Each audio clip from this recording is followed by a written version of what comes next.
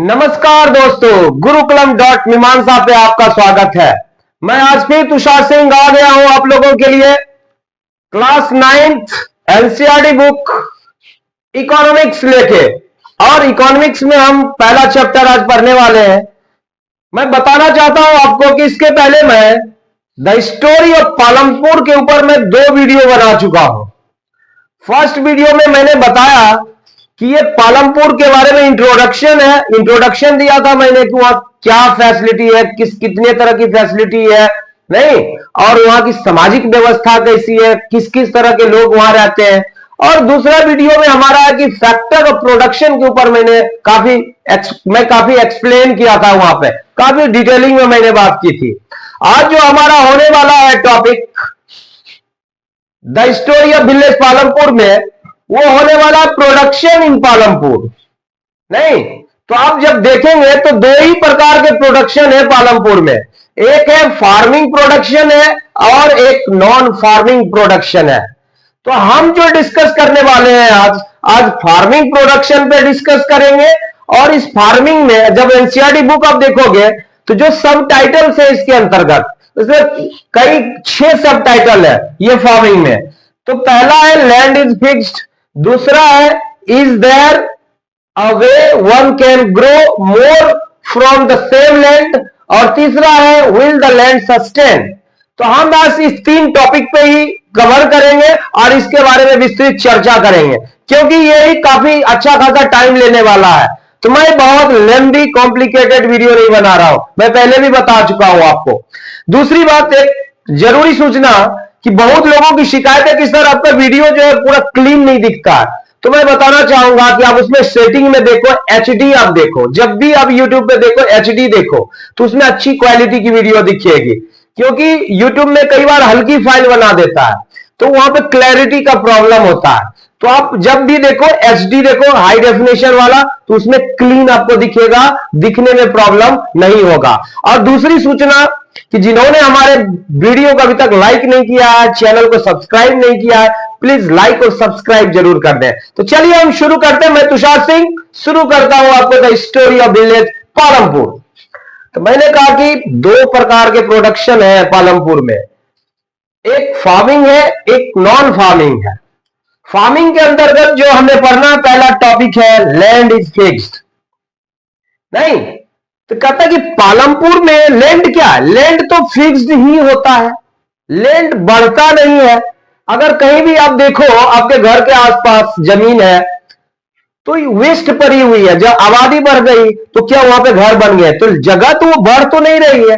आपका घर जहां पर बना हुआ वो कोई लिविंग थिंग्स तो लैंड है नहीं, नेचुरल थिंग्स है लेकिन लिविंग थिंग्स नहीं है। वो जो बढ़ रहा है मनुष्य की तरह, छोटे थे बड़े हो गए, ऐसा नहीं है, है ना। तो वही हम लोग टॉपिक है कि लैंड इज फिक्स्ड। पालमपुर में क्या है, लैंड सीमित है ना। और इसमें अंतर्गत क्या पढ़ना है, कहते farming is the main production activity. Palampur में फार्मिंग जो है मेन प्रोडक्शन एक्टिविटी है, खेती बाड़ी उनका मुख्य नहीं, उत्पादन खेती बाड़ी पर ही डिपेंड करता है। सारा उत्पादन, मेन उत्पादन क्या करता है, वो कृषि करता है, खेती करता है ना। और दूसरी चीज है कि वहां के लोग जो है करीब 75% वर्किंग पीपल जो है वो फार्मिंग पर ही डिपेंडेंट है। वो अपनी जीविका चलाने के लिए पालमपुर के वर्किंग पीपल में कौन आते हैं, वर्किंग पीपल में आते हैं स्मॉल फार्मर्स या फार्म लेबरर्स आते हैं।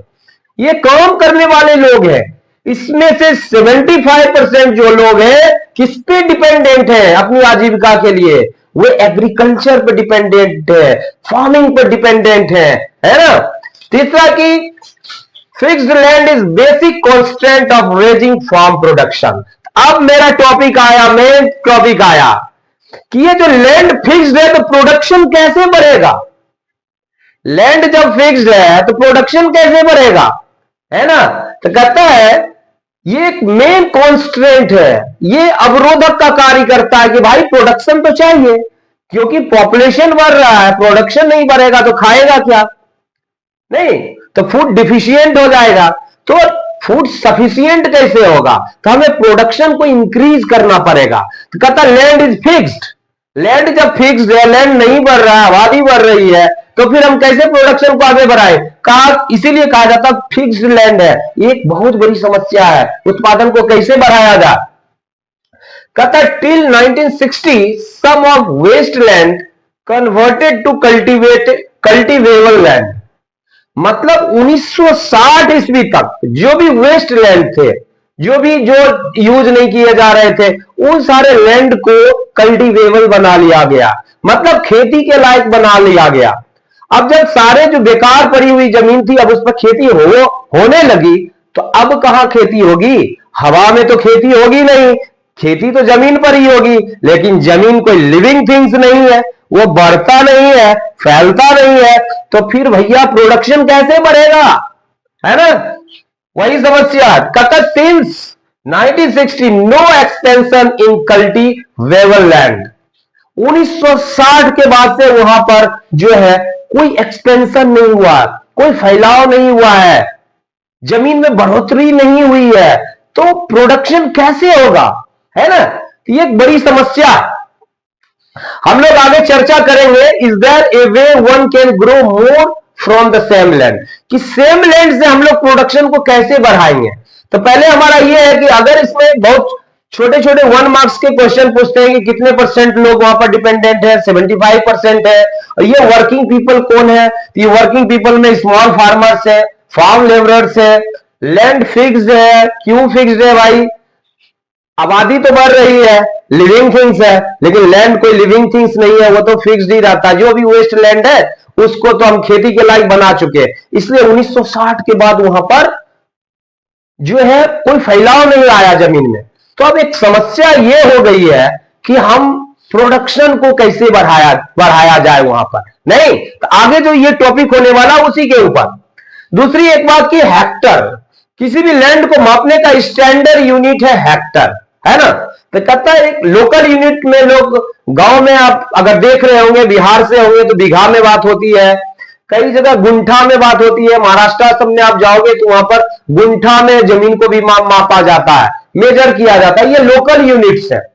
हेक्टर जो होता है करीब 10,000 स्क्वायर मीटर होता है, ये इसमें कहा जाता है कि 2.47 एकड़ भूमि होती है। लेकिन अब स्टैंडर्ड यूनिट जो है लैंड का क्या है, वो हेक्टर है।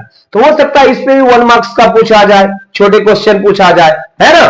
अब हम लोग इसके बाद चर्चा करेंगे कि is there a way one can grow more from the same land. अब हम लोग, हमारा ये लैंड इज फिक्स्ड मैंने डिस्कस किया, अब हमारा है कि दूसरा टॉपिक है, is there a way one can grow more from the same land. क्या कोई ऐसा कोई दूसरा तरीका है क्या कि उस सेम लैंड पे हम ज्यादा प्रोडक्शन कर सके। तो ये एक प्रॉब्लम था। आपने देखा कि लैंड फिक्स्ड है, अब वो एक्सपेंड नहीं हो सकता है, तो फिर दूसरा ऐसा क्या तरीका हो सकता है कि हम अपने प्रोडक्शन को उसमें बढ़ा सके। तो इस पे जो है दो तरह के, जनरली 2 मेथड पे चर्चा की गई है इस बुक के अंतर्गत। एक है मल्टीपल क्रॉपिंग मेथड है और दूसरा है मॉडर्न फार्मिंग मेथड है। तो हम एक एक करके समझते हैं कि ये मल्टीपल क्रॉपिंग मेथड क्या है, फिर हम मॉडर्न फार्मिंग मेथड को समझेंगे। Multiple cropping method, production of multiple crops on the same land in a year is called the multiple cropping method। मतलब एक ही भूमि पर, एक किसी टुकड़े भूमि पर एक साल में हम कई तरह की फसल जो उपजाते हैं उसी को मल्टीपल क्रॉपिंग कहते हैं। अगर आपको पता, अगर गांव से होंगे इसमें कई सारे लोग, उनको मालूम होगा कि एक ही लैंड पे हम लोग कई तरह की खेती करते हैं। मुख्य रूप से तो 2 तो करते ही हैं, एक खरीफ होता है जो बारिश के दिनों में लगाया जाता है, दूसरा होता है एक रबी फसल जो ठंड के मौसम में लगाया जाता है और मार्च अप्रैल में जाके उसकी कटाई हार्वेस्ट की जाती है। नहीं तो पालमपुर में भी मल्टीपल क्रॉपिंग मेथड को अपनाया गया, नहीं, और मल्टीपल क्रॉपिंग मेथड में वो वहां पर खरीफ फसल भी उपजाते हैं और रबी फसल। खरीफ फसल में मुख्य रूप से ज्वार और बाजरा की खेती करते हैं, और ज्वार और बाजरा जो है ये कैटल फीड है एक्चुअली। मवेशियों के खाने के लिए चारा लगाते हैं लोग, नहीं, लेकिन आजकल लोग खाने लगे हैं क्योंकि हेल्थ प्रॉब्लम शुरू हो चुका है लोगों को। तो आजकल लोग कहते हैं कि भाई बाजरा की रोटी खाओ, नहीं, अब ज्वार की रोटी खाओ, ये शुद्ध रहेगा, है ना। खैर, दूसरा है कि रबी फसल वो विंटर सीजन में होता है, लेकिन जैसे ही ये खरीफ फसल हमारा खत्म होता है, इस बीच में कई लोग क्या करते हैं, पोटैटो की खेती करते हैं। ये अक्टूबर और दिसंबर के बीच में जनरली ये फसल उपजा लेते हैं। उसके बाद रबी फसल लगाते हैं विंटर सीजन में, और मुख्य रूप से पालमपुर में क्या है, व्हीट की खेती होती है, नहीं।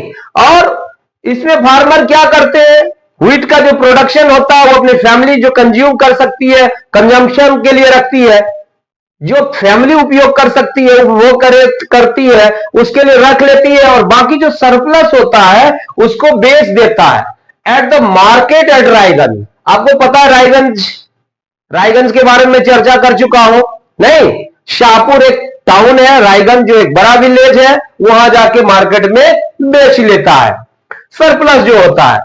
और इसके अलावा जो है पालमपुर में शुगर केन की भी खेती होती है, कुछ टुकड़े पर, जमीन के कुछ टुकड़े पर शुगर केन की खेती होती है। और आपको पता होनी चाहिए कि शुगर केन जो है लंबा टाइम लेता है, वो पूरा एक बार में एक ही फसल हो सकता है शुगर केन की। और वहां लोग करते हैं शुगर केन की खेती करते हैं और उससे जैगरी बनाते हैं, नहीं, जैगरी बनाते, जैगरी मतलब वो जो शक्कर का ढेला वाला होता है ना, वो जैगरी बना के उसको भी क्या करते हैं, शाहपुर जो शहर है वहां जाके बेचते हैं, नहीं, उसको ट्रेडर्स को बेच देते हैं। तो आपने देखा कि यहां पर एक प्रोडक्शन को इंक्रीज करने का क्या फायदा था कि आप सेम लैंड पे आप जो है कई तरह की खेती कर रहे हैं।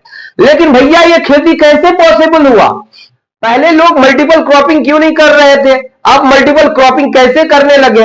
इस मल्टीपल क्रॉपिंग का कारण क्या था, मल्टीपल क्रॉपिंग का कारण था कि इरिगेशन सिस्टम वहां जो है 1960s के बाद से धीरे धीरे वेल डेवलप्ड इरिगेशन सिस्टम लगाया गया। इसका मेन फैक्टर था मल्टीपल क्रॉपिंग का इरिगेशन सिस्टम, नहीं, तो वहां पर क्या वेल डेवलप्ड इरिगेशन सिस्टम था।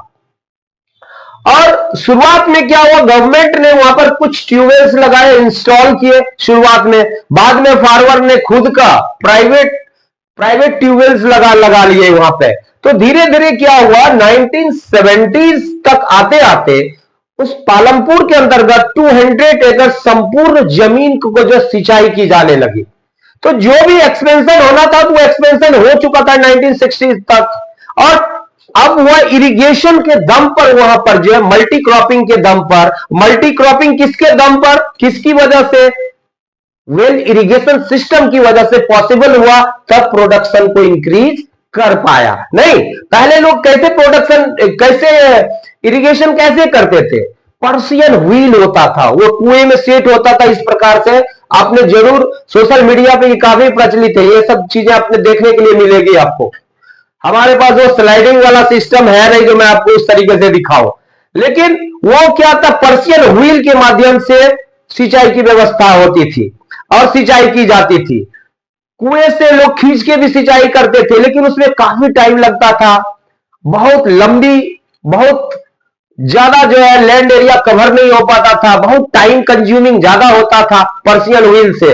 लेकिन जब ये ट्यूबवेल्स आ गए, उसमें लार्ज, इसमें क्या हुआ, फार्मर्स जो है few tube wells installed by government, large area को कवर करने लगे लोग, नहीं, इस पर बड़े क्षेत्र में बहुत कम समय में बड़े क्षेत्रों को सिंचित करने लगे, इससे उसका प्रोडक्शन बढ़ने लगा। तो आपने देखा कि पालमपुर में मुख्य रूप से दो था, खरीफ फसल और रबी फसल। खरीफ फसल में क्या था, ज्वार था, बाजरा था, और बीच का फसल थर्ड क्रॉपिंग क्या था, मेन हमारा था, मेन टू क्रॉप्स थे, कौन सा, खरीफ और दूसरा व्हीट। खरीफ में हमारा ज्वार और बाजरा था और रबी में हमारा व्हीट था। और तीसरा जो थर्ड मेन क्रॉप था वो था पोटैटो। वो लोग सभी लोग नहीं करते थे, लेकिन पिछले 15 से 20 वर्षों के बीच काफी इसकी खेती पालमपुर में की गई थी। तो आपने देखा कि मल्टीपल क्रॉपिंग मेथड से भी प्रोडक्शन को इंक्रीज किया गया। और मल्टीपल क्रॉपिंग किसकी वजह से संभव हुआ? वो हुआ वेल डेवलप्ड इरिगेशन सिस्टम की वजह से वो संभव हुआ, है ना। लेकिन फिर भी क्या इतना सफिशिएंट था? सिर्फ इरिगेशन के दम पर क्या जितना प्रोडक्शन किया जा सका ये सफिशिएंट था क्या? क्या और भी कोई तरीका हो सकता है जिससे और भी इंक्रीज किया जा सकता है प्रोडक्शन? जी हां, वो दूसरा तरीका है मॉडर्न फार्मिंग मेथड। मैंने बताया ना कि प्रोडक्शन को बढ़ाने का दो तरीका का डिस्कशन किया गया, एक मल्टीपल क्रॉपिंग, दूसरा मॉडर्न फार्मिंग मेथड। तो आइए चलते हैं हम लोग मॉडर्न फार्मिंग मेथड पर चर्चा करते हैं, ये किस प्रकार से प्रोडक्शन को काफी इंक्रीज किया और कैसे ग्रीन रिवॉल्यूशन का अध्याय लिखा गया हमारे हिंदुस्तान के अंतर्गत। हम लोग ये भी चर्चा करेंगे इसमें कि ग्रीन रिवॉल्यूशन क्या होता है, इस पर भी चर्चा करेंगे हम। एक और बात कि ये जो वेल डेवलप्ड इरिगेशन सिस्टम है ये कैसे संभव हुआ? ये इलेक्ट्रिसिटी आ जाने से ही संभव हुआ। जब गांव में पालमपुर में इलेक्ट्रिसिटी आई तभी ये ट्यूबवेल सिस्टम संभव हो पाया। जब इलेक्ट्रिसिटी नहीं थी तो पहले जो हमारा ट्रेडिशनल सिस्टम था वो पर्शियन व्हील का, उस माध्यम से या कुओं से खींच के या जो पॉन्ड से लोग खेती करते किसी न किसी तरीके से ट्रेडिशनली, वो तरीका था। तो ये जो है इसमें इलेक्ट्रिसिटी का बहुत योगदान था। आपने पढ़ा था कि पालमपुर में इलेक्ट्रिसिटी सिस्टम है ना, तो वो हमें ट्यूबवेल को चलाने में काफी मदद करता था। ये बहुत बड़ा रोल था इलेक्ट्रिसिटी का इरिगेशन में। अब हम लोग डिस्कस करेंगे मॉडर्न फार्मिंग मेथड के ऊपर। तो मॉडर्न फार्मिंग मेथड को समझने से पहले हमें ट्रेडिशनल फार्मिंग मेथड को अगर हम समझते हैं तो हमें मॉडर्न फार्मिंग मेथड समझना आसान हो जाएगा।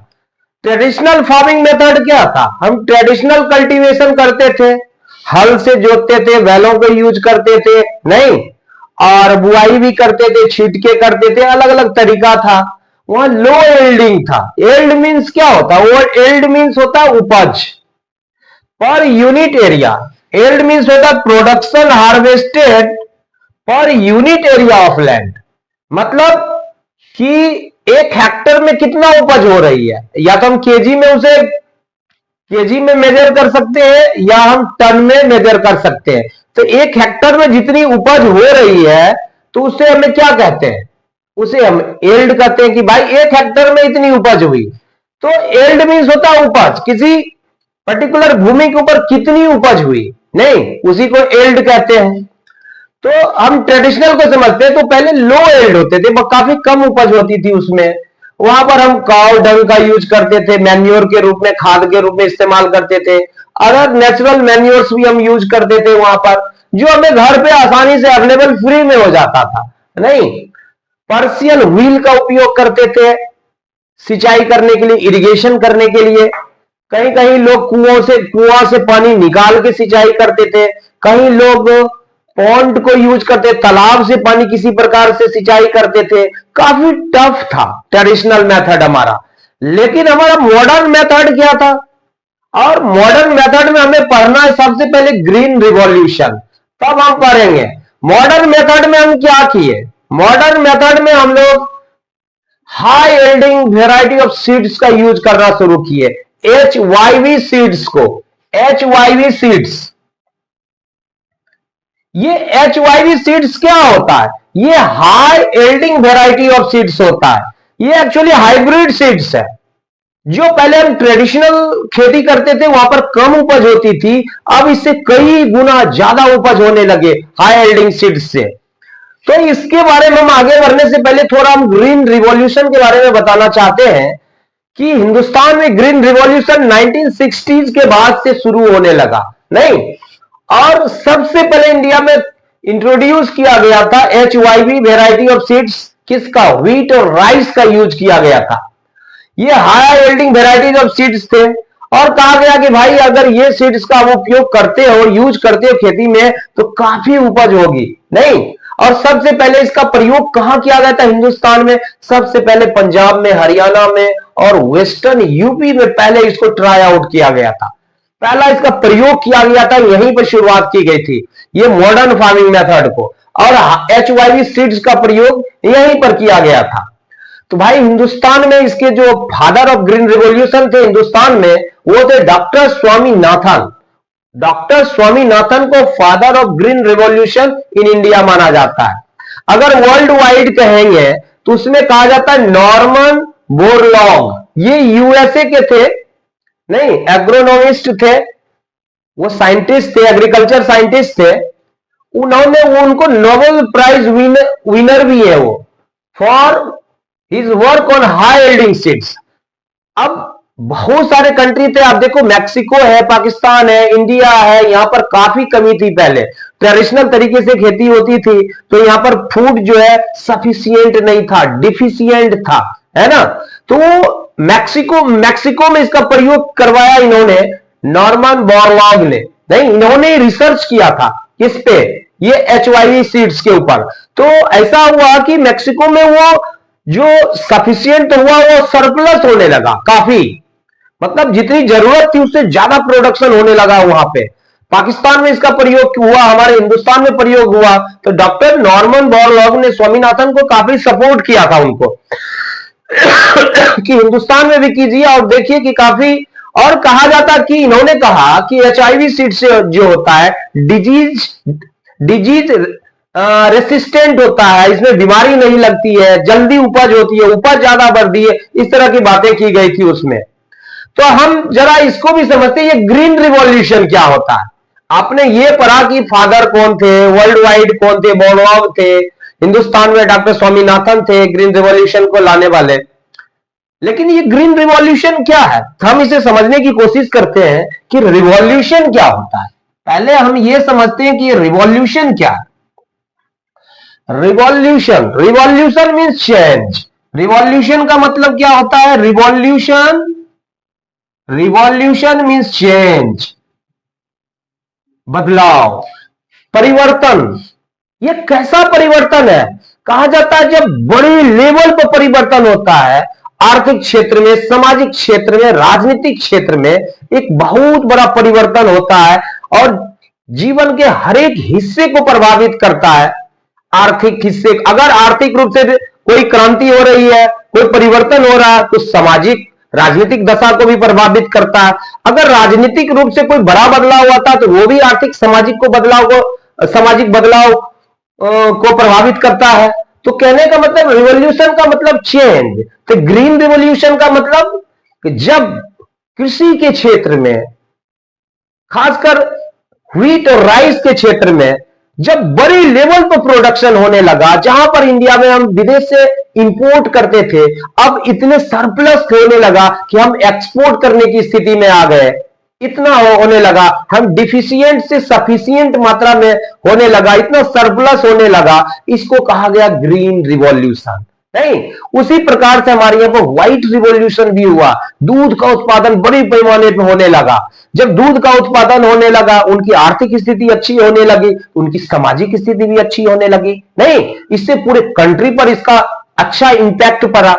आप पढ़ेंगे फ्रांस की क्रांति, वो एक पॉलिटिकल रिवॉल्यूशन था। नहीं, फ्रेंच रिवॉल्यूशन पढ़ते हैं तो वो एक पॉलिटिकल रिवॉल्यूशन था, राजनीतिक क्षेत्र में बहुत बड़ा बदलाव हुआ था। लेकिन ये ग्रीन रिवॉल्यूशन क्या है, ये ग्रीन रिवॉल्यूशन जो है आर्थिक क्षेत्र में बहुत बड़ा बदलाव था, खासकर से कृषि के क्षेत्र में। नहीं, खास करके ये कृषि के क्षेत्र में ही बदलाव था और इसीलिए इसका नाम दिया गया ग्रीन रिवॉल्यूशन। तो आपने देखा कि सबसे पहले पंजाब में इसका उपयोग किया, पंजाब, हरियाणा और वेस्टर्न यूपी में इसको ट्राई आउट किया गया था, इसका प्रयोग किया गया था। और उन्होंने प्रॉमिस किया कि बहुत ज्यादा प्रोडक्शन हो, इसमें प्रोडक्शन बहुत ज्यादा होता है। हुआ भी ऐसा ही, फार्मर अब बड़े लार्ज अमाउंट में प्रोडक्शन करने लगे व्हीट और राइस का। और कैसे भाई, पहले अगर ट्रेडिशनल में हम 1300 केजी 1300 केजी पर हेक्टर उपज करते थे, अब हम 3200 केजी पर हेक्टर उपज करने लगे। इतना ज्यादा, आप देख सकते हो कि डबल से भी ज्यादा, मतलब ऑलमोस्ट तिगुना है। नहीं, अगर थोड़ा सा कम है तिगुना में, लेकिन तिगुने के बराबर खेती होने लगी। आजकल मैं भी पूछता हूं बहुत सारे किसानों से, तो वो बताते हैं कि पहले जो है खेत में एक बीघा में मुश्किल से 12 मन 14 मन उपजते थे, अब वहां पर लोग 40 मन की उपज की बात कर रहे हैं। तो आप समझ सकते हो 3 गुना से ज्यादा भी प्रोडक्शन होने लगा। ये किसकी वजह से प्रोडक्शन शुरू हुआ, ये मॉडर्न फार्मिंग मेथड से। तो मॉडर्न फार्मिंग मेथड कैसे होता है भाई, किस प्रकार से होता है जो इतना ज्यादा उपज होने लगी? तो भाई मॉडर्न फार्मिंग मेथड में हम HYV सीड्स का प्रयोग करते हैं। मॉडर्न फार्मिंग मेथड में हम ज्यादा ज्यादा इरिगेशन सिस्टम हमारा अच्छा रहता है, खेतों की सिंचाई खूब करते हैं हम लोग, केमिकल फर्टिलाइजर का उपयोग करते हैं, पेस्टिसाइड्स का नहीं, कीड़े मकोड़े मारने के लिए काफी छिड़काव करते हैं, वीडीसाइड्स जो खरपतवार होता है, खरपतवार को खत्म करने के लिए भी केमिकल आ गए मार्केट में। और हम लोग थ्रेशर्स है, ट्रैक्टर्स है, हार्वेस्टर्स है, मशीनरी का उपयोग कर रहे हैं, काफी फास्ट खेती करते हैं हम लोग, नहीं मल्टीपल क्रॉपिंग तो करते ही है, और उसके साथ साथ हम लोग मॉडर्न फार्मिंग मेथड को अपना लिए, तो हमारी खेती जो हमारा जो प्रोडक्शन है बड़े स्तर पे होने लगा, नहीं अब बहुत ही फास्ट होने लगा। और इरिगेशन कैसे करते हैं? ट्यूबवेल्स है, बहुत जगह पर कैनाल्स की व्यवस्था है, नहीं नहर की व्यवस्था, पंजाब में देखो नहर की व्यवस्था है, और भी कई जगह पर बहुत अच्छी अच्छी नहर की व्यवस्था है, तो वहां पर खेती करना आसान हो गया। जहां प्रोडक्शन इतना कम था वहां प्रोडक्शन इतने हाई लेवल पे होने लगा। तो पूरे हिंदुस्तान में जो है जहां कमी थी, फूड की कमी थी, वहां पर हमारे पास सरप्लस होने लगा। नो डाउट जब सरप्लस होने लगा तो हम उसको ज्यादा ज्यादा मार्केट में बेचने लगे, मार्केट में बेचने लगे तो हमारा इनकम ज्यादा ज्यादा होने लगा, इनकम ज्यादा ज्यादा होने लगा तो लाइफ स्टाइल चेंज होने लगा, नहीं तो पालमपुर में भी यही था। पालमपुर में क्या किया गया? मॉडर्न फार्मिंग मेथड को अपनाया गया, वहां प्रोडक्शन बड़े लेवल पे होने लगा, है ना। ये किसकी वजह से था? ये ग्रीन रिवॉल्यूशन की वजह से था। तो हमारा जो टॉपिक था कि किस तरीके से प्रोडक्शन को बढ़ाया जाए, तो यहां पर दो मेथड की बात की गई प्रोडक्शन में, नहीं तो दो मेथड क्या था आपने देखा? एक मेथड था मल्टी क्रॉपिंग मेथड, और दूसरा मेथड क्या था हमारा? Modern farming method. Modern farming method क्या है? मॉडर्न फार्मिंग मेथड ये है कि हम उसमें ज्यादा ज्यादा हम उसमें हाई यील्डिंग सीड्स का उपयोग करते हैं, काफी सिंचाई करते हैं, मॉडर्न मशीनरी का उपयोग करते हैं, केमिकल फर्टिलाइजर का उपयोग करते हैं, पेस्टिसाइड्स का उपयोग करते हैं, वीडीसाइड्स का उपयोग करते हैं, पूरा ट्रांसफॉर्म हो गया। और इसमें हमें क्या क्या हेल्प करता है? इलेक्ट्रिसिटी हमें हेल्प करता है, नहीं हमें सिंचाई में इलेक्ट्रिसिटी काफी हेल्प करता है।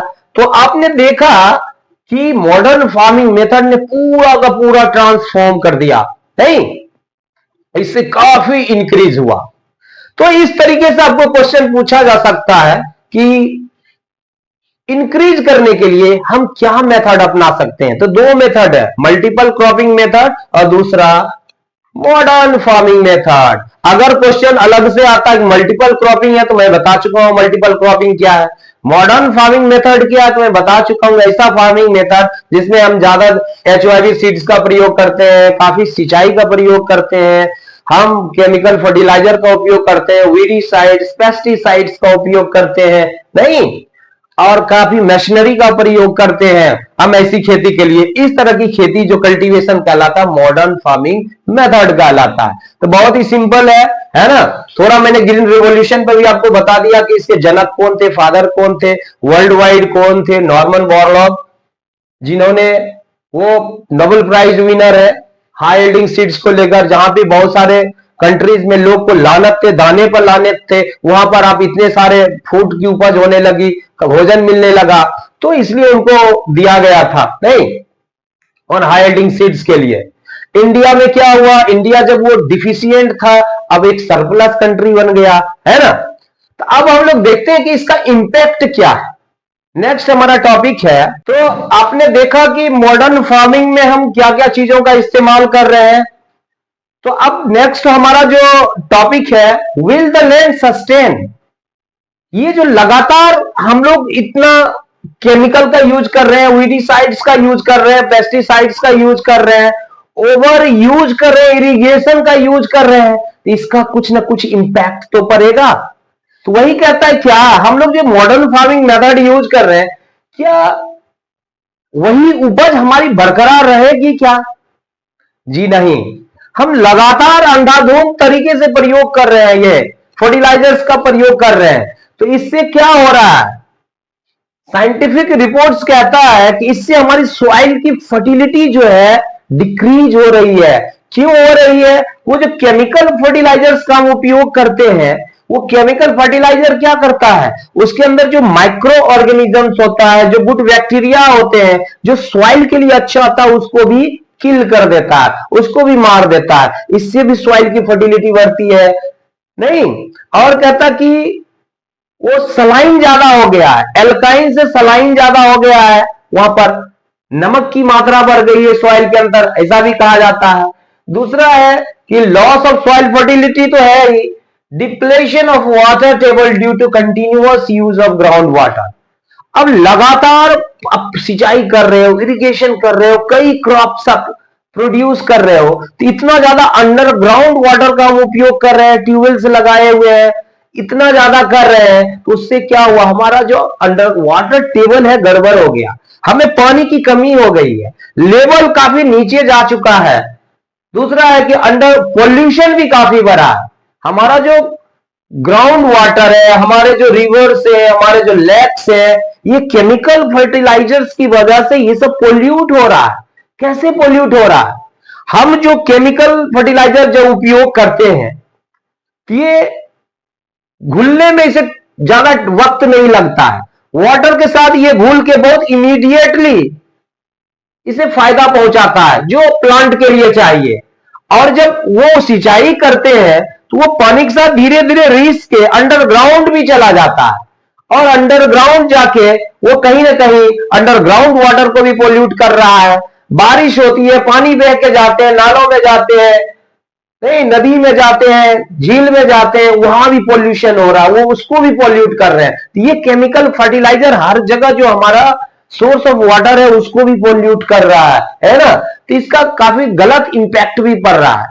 उसका ही गलत इंपैक्ट नहीं पड़ रहा, हम मनुष्य लोग पर भी इफेक्ट पड़ रहा है। हम लोग जो हाई एल्डिंग सीड्स खा रहे हैं, इतना फर्टिलाइजर यूज करते हैं, वीडिसाइड्स पेस्टिसाइड्स का यूज करते हैं, हम मनुष्य का हेल्थ भी खराब हो रहा है। हम लोग जितने स्वस्थ पहले थे उतने स्वस्थ अब नहीं हो पा रहे हैं।